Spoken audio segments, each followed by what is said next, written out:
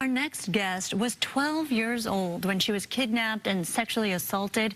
And what makes Jan Broberg's story even more horrifying, the predator was a trusted friend of her family who spent years grooming and manipulating not only Jan, but her family as well.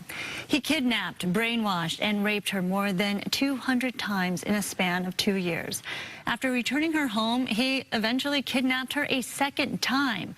For most, sharing a story like this would be extremely tough, but Jan is doing just that so other kids won't have to suffer the way she did. Her story first gained attention in the Netflix documentary Abducted in Plain Sight, now a new Peacock series called A Friend of the Family, and her book, along with the Jan Broberg Foundation, continue to open people's eyes to the real-life horrors of the world, and ones that may be closer than you think.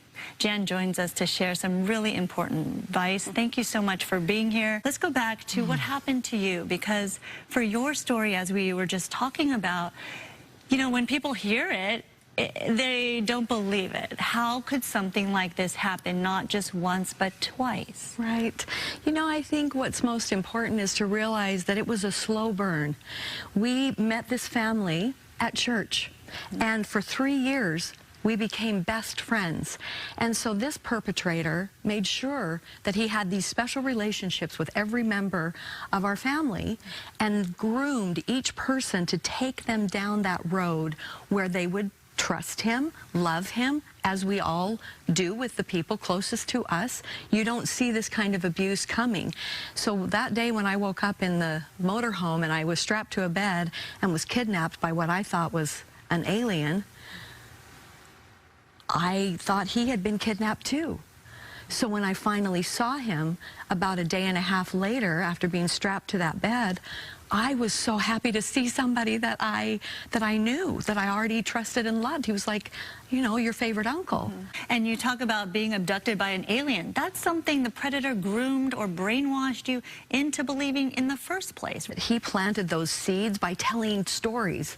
And it's the 70s where in the newspaper, oh, there's another article about a flying saucer or a UFO. It was very common. And he would bring over the newspaper and throw it on the kitchen table and say, oh, look, to my mom, Marianne, another sighting of a UFO. He's not saying that directly to me, but he's making sure that I see the newspaper, that I go to all the science fiction movies with all the kids. It was a fascination with that whole Roswell thing in those days, but those were those years beforehand. So when I woke up and the funny voice is playing on this speaker and I'm strapped to a bed and isolated, it doesn't take weeks or months to brainwash you.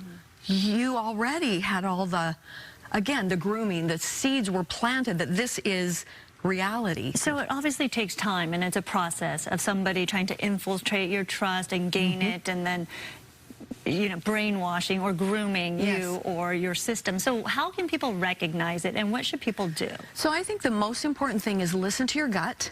Trust your spidey senses. If something goes off and you're like, why doesn't my kid want to go to their sports things anymore? Why is it that that teacher always gives my child a stomach ache, or that aunt or uncle or something?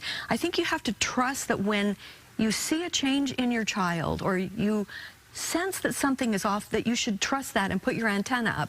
You don't go directly and, you know, I'm going to talk to this person, and you don't do that. Watch and then know what the next step would be if you really think something is wrong. How can people get help, though? What is the next step? The next step, honestly, is making a police report. If you report it, it sits in a file with that person's name. Then somebody else across town, because most predators are serial. I mean, pedophiles are generally serial in nature.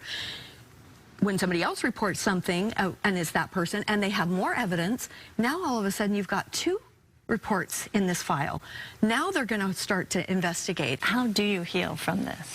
You know, it's a lifelong journey, and there are many, many different things that I've tried and that I've done and gone through in my life, from great therapists to watching Oprah every day, to making a gratitude journal, to great parents who actually just listened. You know, they've they knew that they should just listen and acknowledge how I felt as all of these things came out over the next, 20 years as we talked, and then we talked more about our story, decided together, okay, let's publish our little, my mom had been writing it all down. Let's go ahead and publish our book, and get the story out there. Jan's book is available now, and so are all 9 parts of the Peacock series, A Friend of the Family.